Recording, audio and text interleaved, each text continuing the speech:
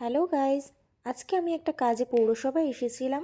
তো এখানে এসে দেখি খুব সুন্দর ফুল ফুটে রয়েছে। তো তার একটা ছোট্ট ক্লিপ তোমাদের সাথে শেয়ার করলাম। ফুল দেখে এবার আমরা আস্তে আস্তে চলে যাবো চা খেতে। চা খেতে এসে দেখি চা এখনো রেডি হয়নি।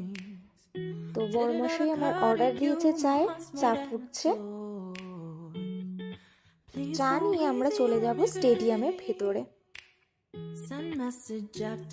এদিকে আমার বড়মশাই একটু দুঃখ পেয়েছেন, কারণ ওনার বিস্কুট চায়ের মধ্যে সুইসাইড করেছে। তো আরও অনেকেই এখানে আছে, কয়েকজন মাঠে খেলতেও এসেছে।